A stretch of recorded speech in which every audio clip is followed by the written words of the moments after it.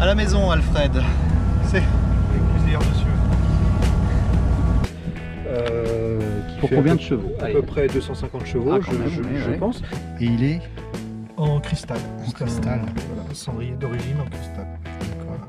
Regardez un peu ce qui s'amène là-bas. J'en avais jamais vu en vrai. Il y en a normalement 6 en France.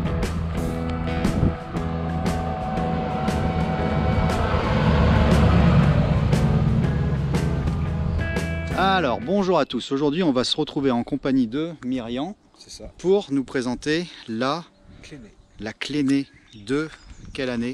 1977. 77. Donc, on est sur l'exemplaire numéro 24. On va retrouver ici au niveau de la plaque. Voilà, donc 24. Il y en a eu 250 de produites pour la série 1. C'est ça. Raconte-nous un petit peu comment tu as trouvé déjà cet exemplaire-là. Ça faisait des années que j'en cherchais une. Hein. C'était une voiture qui me taraudait l'esprit, on va dire ça comme ça. Et j'ai eu une chance extraordinaire, c'est de trouver cette voiture en fait en Hollande, avec un propriétaire qui voulait absolument la vendre parce qu'elle ne correspondait pas à sa collection. Et du coup, j'ai saisi l'occasion pour l'acheter. On est allé la chercher en Hollande. Et depuis, je suis le plus heureux des hommes. Ça fait combien de temps ça que tu Ça fait que 4 mois que... Ah oui, c'est tout récent alors. Et tu l'as roulé combien alors depuis?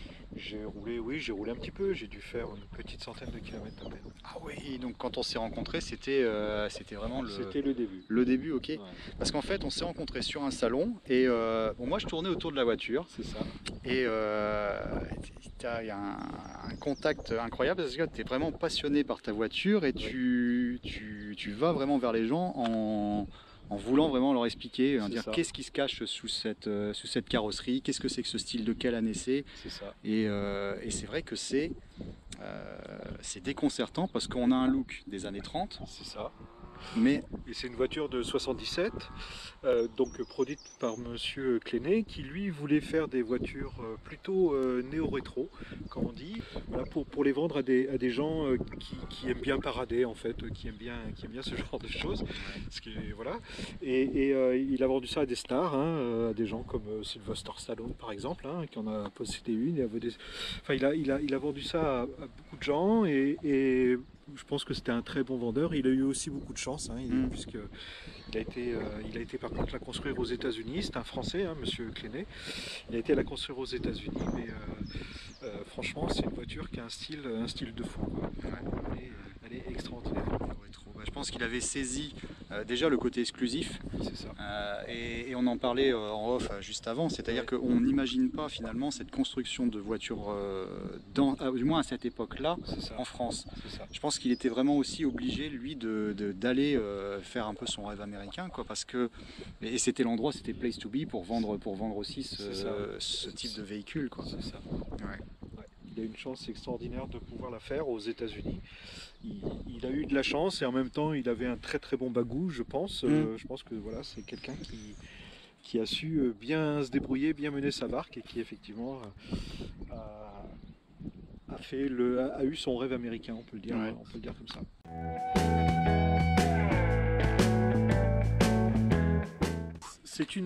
En fait, c'est fait sur une Ford Lincoln Continental. Toute la base, hein, tout le châssis, c'est Ford Continental de 77, hein, de la même année, sur lequel en fait il a déplacé un petit peu le moteur. On va regarder un petit peu après, un petit peu en arrière à cause de la forme du capot de la voiture, voilà, du museau, j'allais dire. Là ici, ce sont des side pipes, c'est factice. Hein, c'est factice. On va rassurer tout le monde tout de suite. Absolument. Mais ça participe énormément au style de la voiture. L'avantage étant qu'on ne se brûle pas les mollets en descendant. Donc on a la ligne d'échappement qui en réalité passe en dessous entre les deux longerons là certainement. C'est ça. Ok. Et donc vraiment sur la méca, on va dire tout ce qui est parti même train roulant et tout ça, c'est vraiment la base de... C'est la base de la Lincoln. Donc ça roule...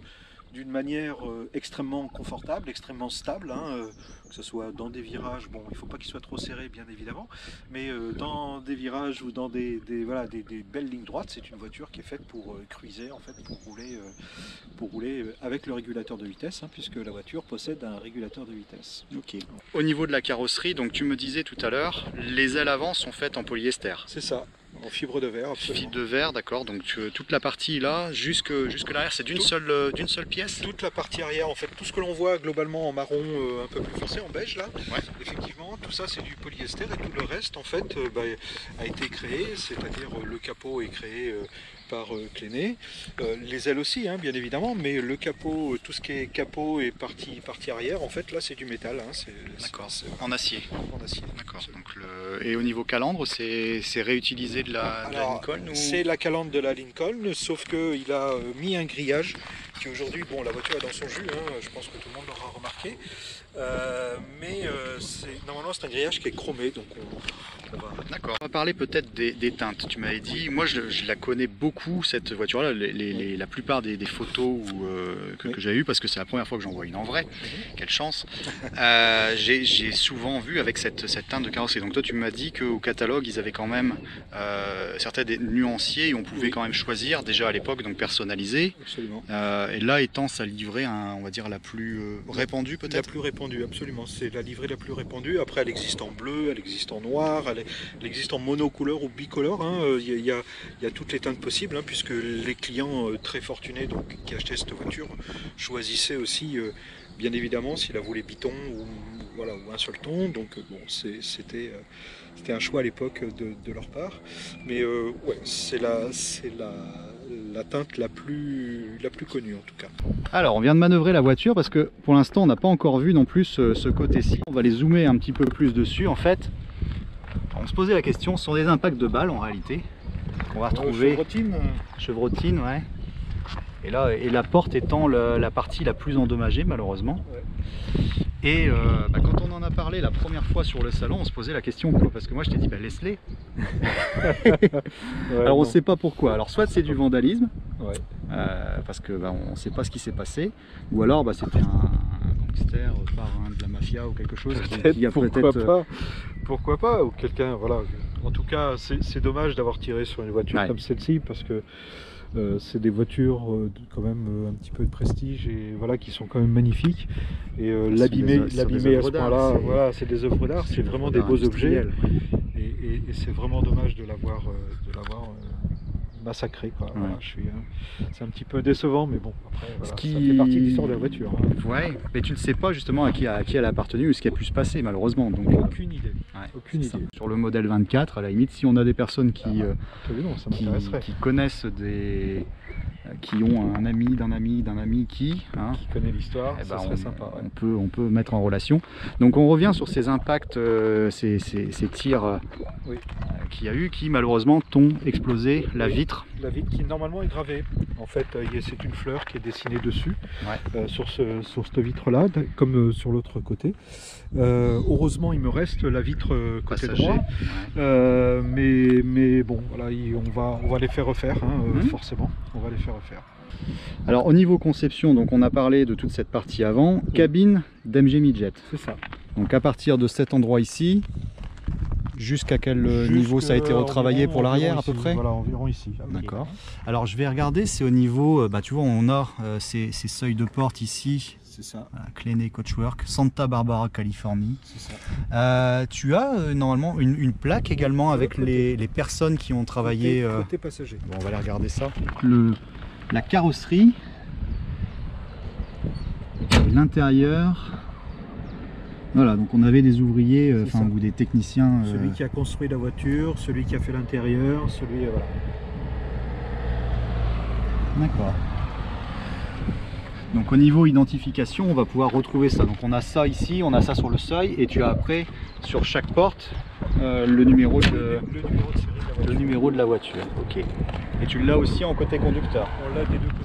Alors en taille de pneus, c'est déjà des belles tailles. On est en quoi? 235, 75, 15, ok. Et en les roues à rayons, c'est pareil au niveau origine et tout ça, c'est oui, c'est d'origine, oui. C'est du Lincoln aussi alors. Oui.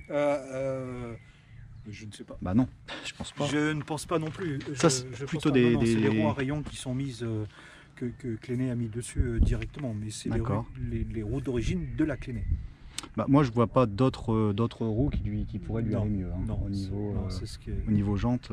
C'est ce qui est le plus top. C'est ce qu'on va trouver sur les petits roadsters anglais et tout ça, et on est vraiment dans l'esprit, quoi.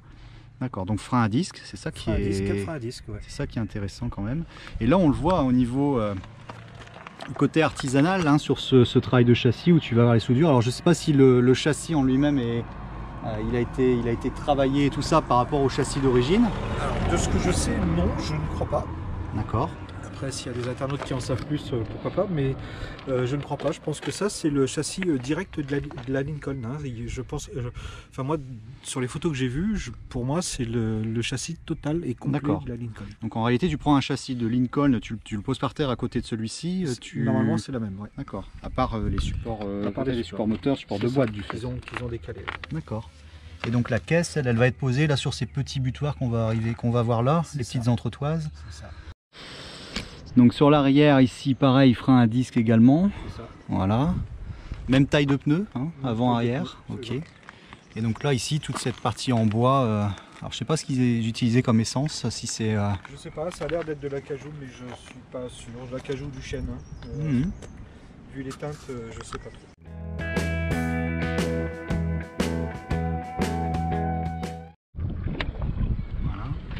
Voilà. Alors place à la mécanique.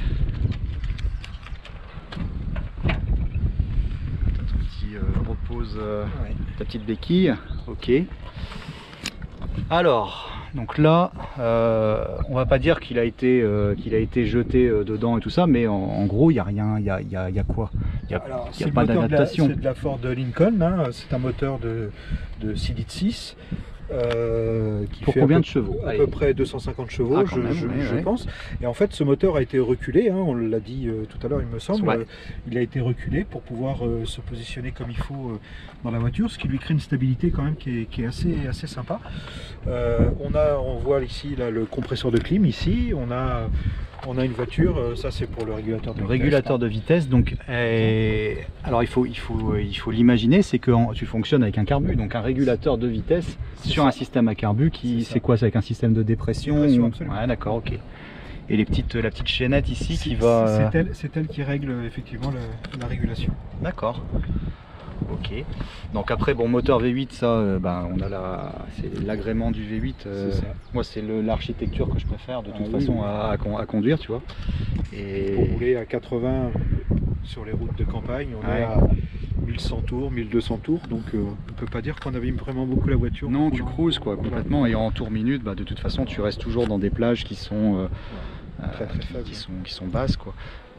Ajouter à ça la fluidité d'une boîte automatique, absolument. Ce qui fait qu'au niveau conduite, c'est extrêmement détendu et puis ça se passe. C'est super cool. Pour la balade, c'est top. Alors ici sur voilà, là tout ce qui va être collecteur d'échappement, on le voit un petit peu. J'espère qu'on le verra bien à la vidéo. Donc tu as les collecteurs ici qui sont en fonte et donc tout redescend à la suite. Et donc si on regarde de l'autre côté de ces sorties d'échappement factices, voilà, ici on n'a rien. Voilà, on va avoir toutes les durites et tout ça et certainement du faisceau électrique également qui va passer, mais c'est tout quoi. Ok. Tête d'allumeur là-bas et tu as un ventilo donc en plastique ici, ok, d'accord. Et là, donc là, ça c'est quoi? C'est la tige c'est la commande de vitesse qui... Alors ça c'est la commande passe de vitesse, à travers là comme ça. C'est la commande de vitesse. Parce que j'ai vu que ta commande elle était... on montrera au maniement tout à l'heure. Voilà. Et alors après ici, on a les abeilles, là on est à début de printemps quand on est en train de capturer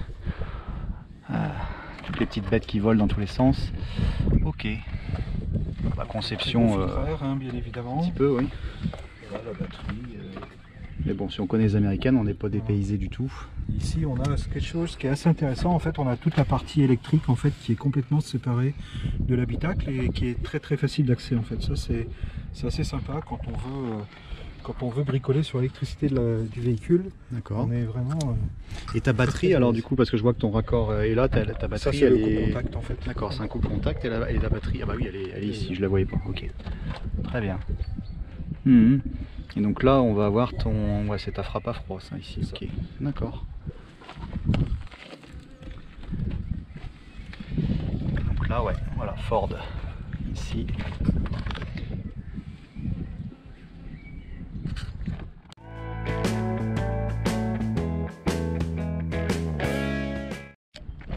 Donc là, peut-être place à l'intérieur. Donc quand on monte en voiture, enfin on descend en voiture aussi dans celle-ci.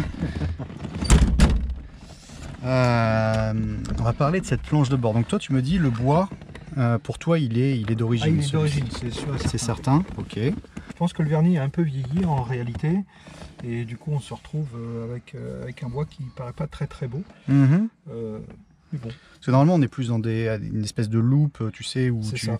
Et là on n'a pas ces pas ces veines là, quoi. On a des veines qui sont, ça fait un beau plancher, quoi. C'est ça. Ok, un beau parquet.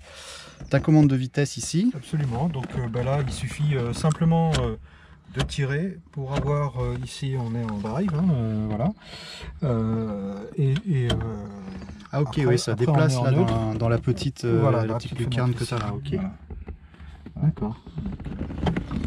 Donc c'est pour ça qu'on a cette longueur ici, parce que quand tu es tiré, admettons tu vas forcer même en seconde, tu vas te retrouver avec une longueur au niveau commande qui est assez impressionnante. Okay. Donc là-bas tu vas avoir ton compte tour. Le compte tour, absolument. Ton aiguille, tu vois, elle est à 2000 tours. Oui, là elle est réglée pour pas que je dépasse en fait, okay. Mais bon après on peut régler exactement comme on veut. De toute façon, toi tu vas rarement dépasser les 2005. Rarement. Ok. Ou alors il faut vraiment que je sois énervé. Après on a ici le compteur de vitesse en miles, absolument. D'accord, donc 56 000 miles aujourd'hui. C'est ça. Ouais, presque 57, ok. C'est ça. Après on a donc l'indicateur d'essence, ici. Très important. Très très important. Ici on a la température en Fahrenheit du moteur. Température d'eau, ok. Absolument. Ici la charge de l'alternateur, ici la pression d'huile, ici une petite horloge. Autoradio d'époque. Autoradio d'époque, absolument, Blockpunkt. Alors normalement il devrait y avoir un égaliseur, parce qu'à l'époque... qui vient ici je crois. Qui vient ici absolument, ouais. Un égaliseur, voilà. Ici on a la commande des phares, ici la commande des essuie-glaces. Ici nous avons l'allume-cigare. Voilà. Qui a servi, ok. Voilà, qui est un luxe. Et ici la commande des anti-brouillards. Ok.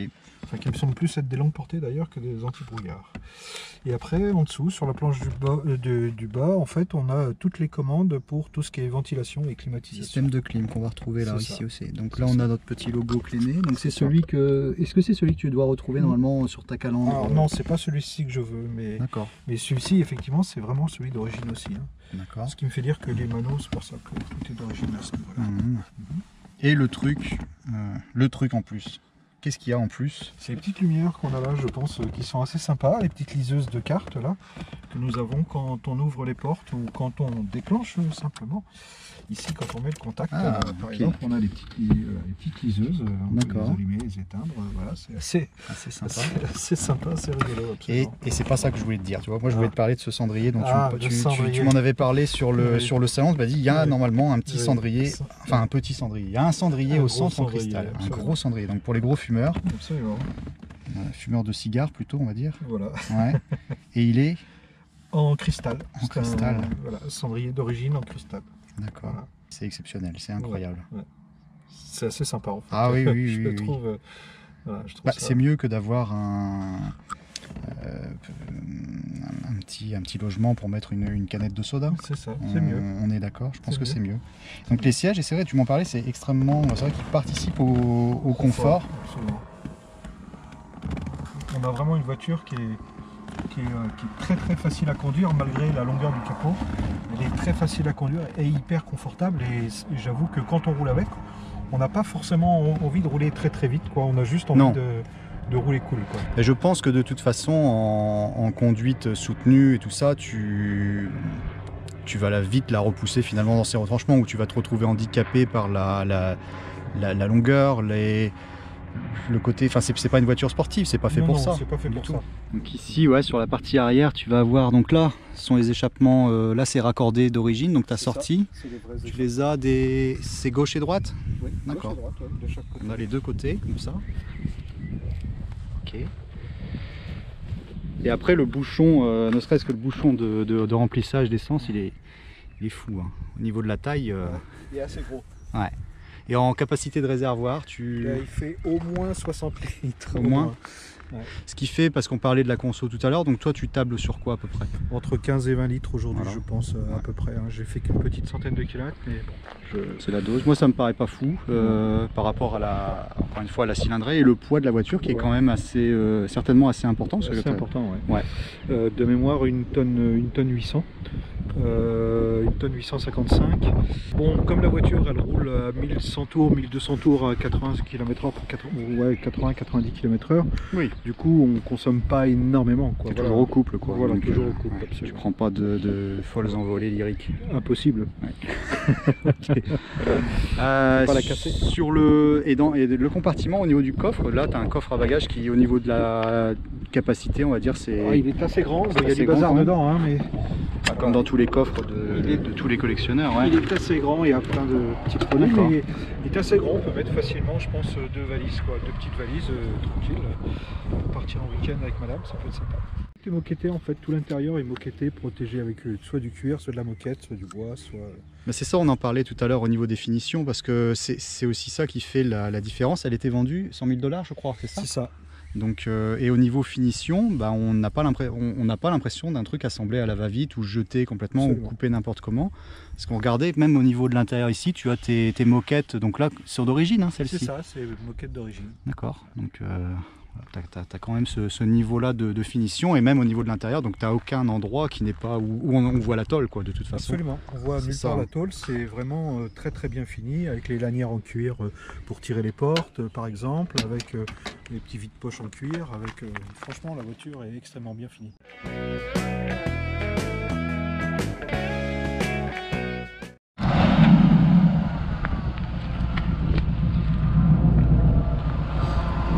Allez.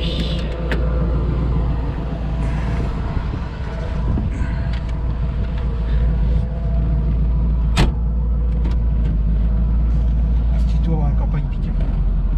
Drive, c'est parti.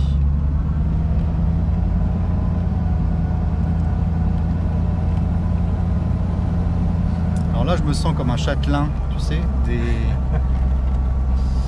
à la maison, Alfred. C'est... Monsieur. Et donc je disais 600 francs, je crois. C'est ça. Actuellement. Et de ce que je sais, 17 en Europe et 6 en France. Ok. Et les autres exemplaires majoritairement sont tous restés aux États-Unis. J'ai vu qu'il y avait il y en a un en Jordanie aussi, je pense, c'est le roi Hussein. C'est une voiture assez spéciale parce qu'elle est rallongée. Alors déjà que c'est elle n'était pas assez longue, d'accord. Et en fait, il a mis deux mid-jets sur niveau habitacle. D'accord. Avec deux pare-brises en fait. Alors toi, au niveau de l'usage, bon, tu l'as en usage sortie club. Oui. Et tu n'hésites pas à l'utiliser. Ton plaisir de toute façon. Ah oui, c'est un plaisir à utiliser. C'est assez sympa. Et c'est vrai que c'est une voiture qui se conduit malgré tout, malgré la longueur du capot, donc 2,50 m. Que j'ai dit tout à l'heure, ouais.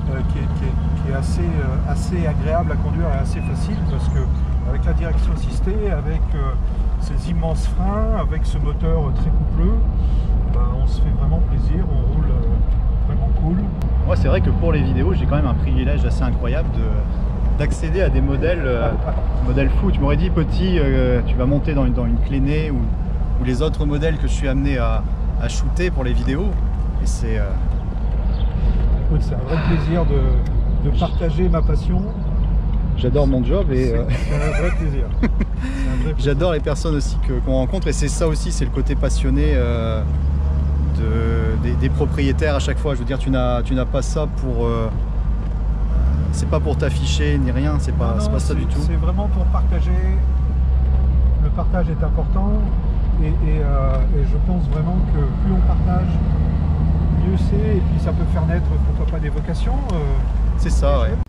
Et toi, ce qui est assez incroyable, c'est de posséder ce genre de modèle et d'accepter de le partager et voilà, à toutes les personnes qui sont passionnées d'automobile. Absolument, et puis avoir une voiture comme ça et pas la partager, je pense que ça serait vraiment du gâchis. Si on a des passionnés et tout ça qui te croisent sur un salon, il ne faut pas qu'ils hésitent à venir te parler, en savoir un petit peu plus.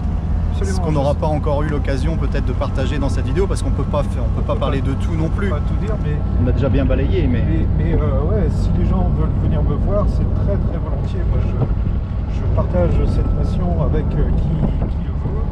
On est vraiment sur une petite route bosselée de campagne. Ouais. Voilà, c'est la meilleure façon justement d'éprouver et puis de voir un petit peu le confort. C'est pas désagréable. Bon, on s'imagine bien là sur la côte, côte californienne. Ouais, il n'y a que pour les planches de surf, je sais pas trop où on peut les caler, mais bon. En même temps, je pense pas que ça soit une voiture de surfeur. Non, je crois pas. Ou alors faut le buddy avec. Mais bon. Pour aller au yacht club. Voilà. Moi, ce qui m'avait frappé justement quand je t'ai regardé passer, c'est aussi cette largeur de voiture. Elle est très très large de l'arrière et c'est d'autant plus impressionnant et visible du fait qu'elle n'est pas très haute. C'est ça.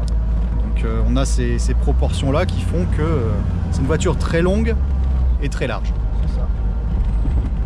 Avec un très gros moteur, du très beau cuir. Et donc il y a de ce volant dont tu me parlais. Là, tu souhaites en rechanger peut-être. Ah oui, on va mettre le volant qui normalement était mis sur cette voiture là, qui est un volant Nardi. Voilà, à 3 branches normalement. On va essayer de mettre ce volant à 3 branches.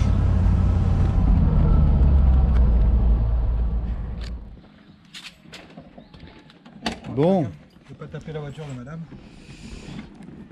Il ne nous reste plus qu'à te remercier pour le partage. Écoute, c'est un vrai plaisir. Et puis on va aller tout de suite nous en essayer une autre. Absolument.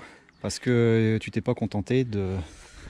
Hein, tu t'es pas contenté d'une Cléné. Non. Ouais. Ah, on va partager ça aussi. Okay. Donc c'était un plaisir pour moi et donc n'hésitez pas à aller à la rencontre de Myriam. Absolument. Voilà. Dites, vous l'avez rencontré, vous avez regardé la vidéo, vous avez apprécié. Et le personnage est au moins aussi sympathique que la voiture. Ça c'est gentil. Merci beaucoup.